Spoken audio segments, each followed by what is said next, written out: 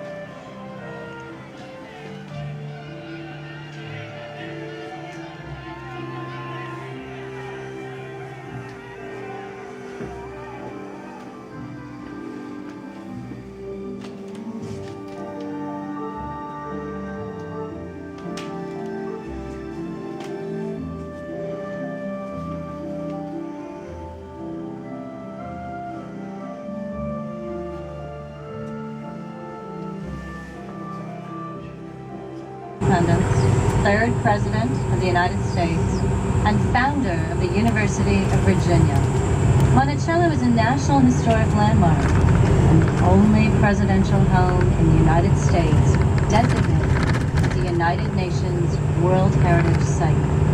I'm Leslie Green Bowman, President of the Thomas Jefferson Foundation, a private nonprofit that owns and operates Monticello. On behalf of all of our staff, trustees, and volunteers, thank you for visiting today.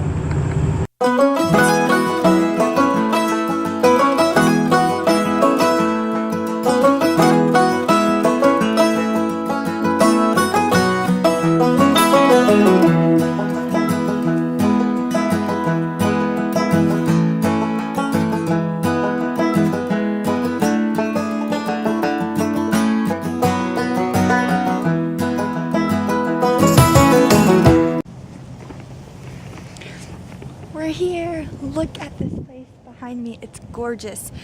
Thomas Jefferson's Monticello. So I think it's a 2-hour tour. We can't film inside the house. I think I mentioned that already. But we can do a little bit on the ground. So I'm going to film some of that. But yeah, it's huge and gorgeous, and I can't wait to show y'all and take y'all along. Starting about 5 minutes. Okay. Whatever. We talk about Jefferson beyond being the author of the Declaration of Independence. We talk about all these other levels and dimensions to him. As we talk about Monticello being more than just a house, we talk about it being a plantation and all the dimensions and levels that go into it. The slaves who were working in the fields could see the clock, and with the overseer, it's what they call the spyglass, and they could see the hour. Jefferson said that was all that was necessary. They didn't need to know and worry about the minutes. Inside, however, we're going to see a very different clock.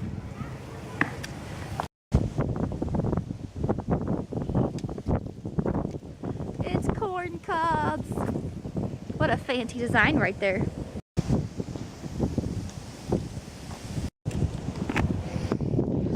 Look at this view back here. This house was amazing.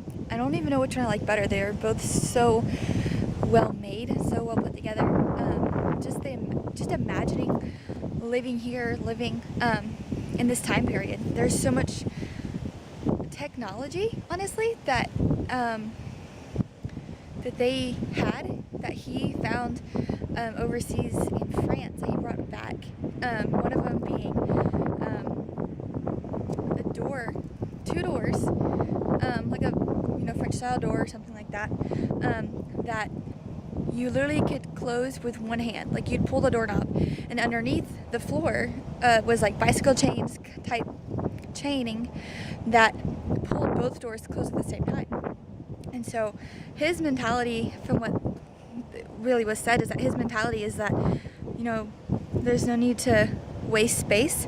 Like, he had his beds inside the walls. He didn't feel like it was necessary to have them sticking out like we do in modern days now. He built them into the walls. So you have all that open space to sit down in, write in, do different things. They had pocket doors, which was really cool. Like, even now we're still really interested in that kind of architecture in our houses, pocket doors and things. So there's just so much. Like, I would really encourage you guys to come look at this place. Just the technology, that modern day technology that they had is mind-blowing, that we still use it today. And he wanted to be known for that kind of thing. Like, he wanted to be known for ideas rather than titles. So I'm going to show y'all the rest of the grounds. There's his grave site, the cemetery, his family cemetery, and then there's some other exhibits. I'm going to actually film downstairs, like down below. There's the cellar and the houses and all those things that I can film. So I'm going to show you guys down there in just a minute. To y'all, it's massive, straight up massive right here. I'll show y'all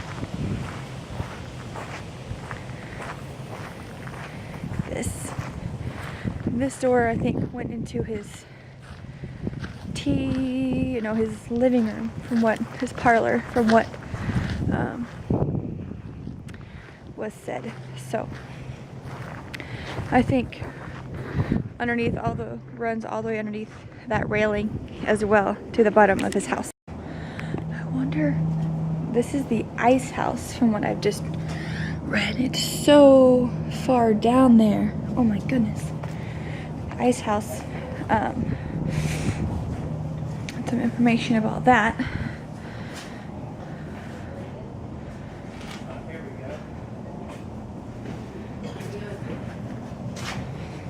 And there are carriages. Count the miles. Traveling back and forth everywhere. An odometer. Odometer. Wow, his mileage that he took. Oh goodness, it's a lot.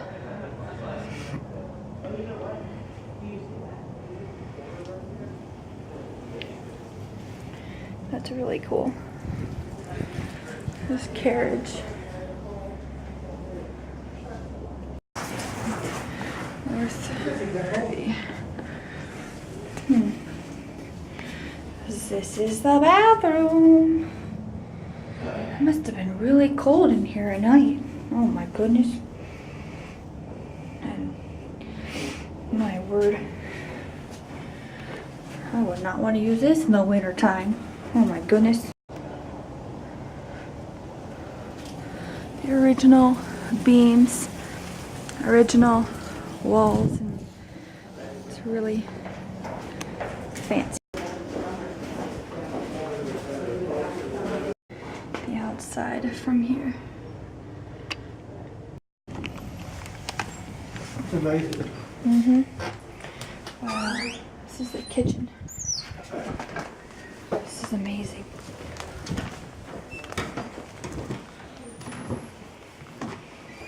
Wow.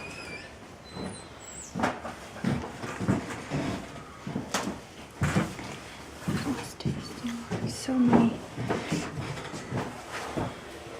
I think these are partial original bottles. This is what they had inside. Inside their dining room, they had a levee that right here go all the way up and bring them wine for his parties.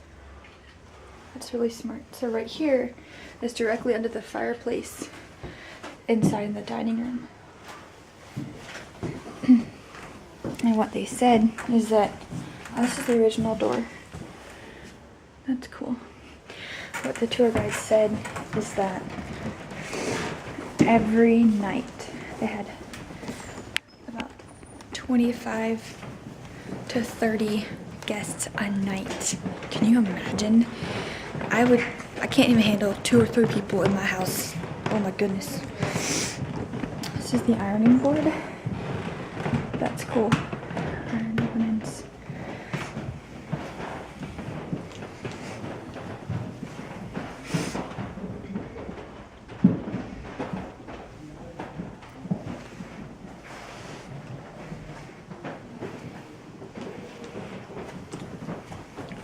This is one of his granddaughters. Or maid to his granddaughter.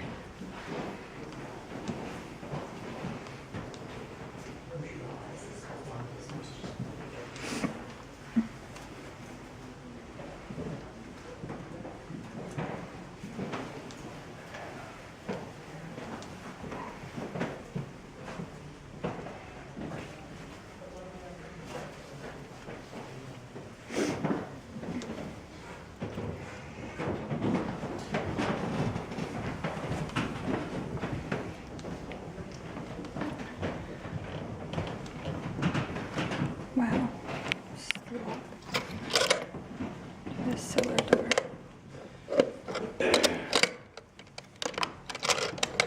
Wow.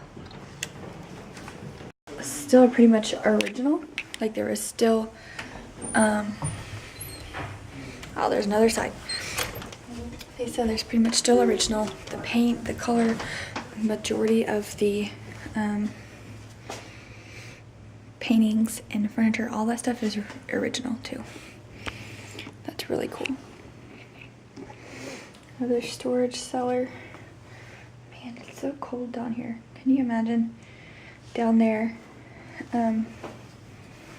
living here during this time period or that time period? And imagine it's so cold now and we've still got heaters. Imagine that time period when all they had was fires. They're a lot stronger than I am. I guarantee you that. Because I don't like cold as it is. And I've got a heater. Anytime I want. Can't do it. Ooh, the kitchen. This is really cool. Original stuff from the kitchen too.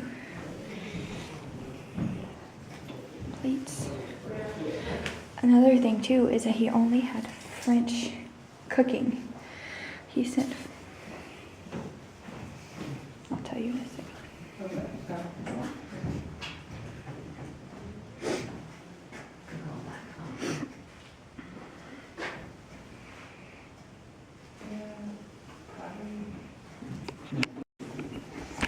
So what I was saying a minute ago is that he only had French style cooking in his house because he loved it so much when he was over there in France and in Paris and some of the other prominent places over there.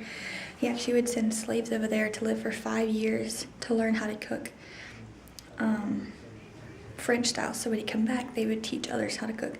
And that's really a big part of why that spread throughout so much in this area.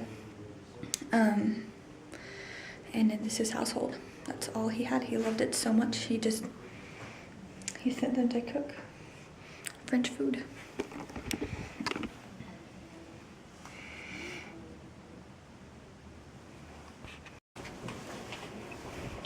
This is the smokehouse from, wow. That's cool. It's where they'd smoke their meat, where they dry age it. My dad would love this place. He would love this place. He'd be getting ideas. Oh, I gotta get one of these things now. My dad just smokes a lot of meat, and so he'd be trying to put a building in the yard just for this. I guarantee you, one of his $1 million ideas. Crazy.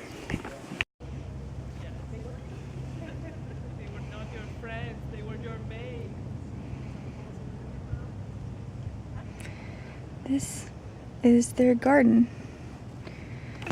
This is part of where they had their food grown. And how convenient. I mean, it's like right here, honestly. It's pretty convenient, right down from the house.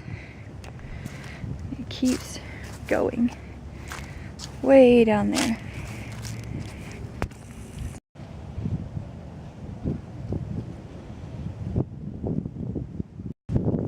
A really cool place.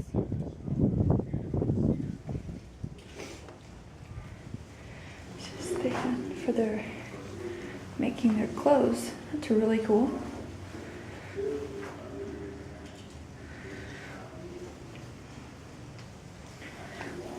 It's amazing.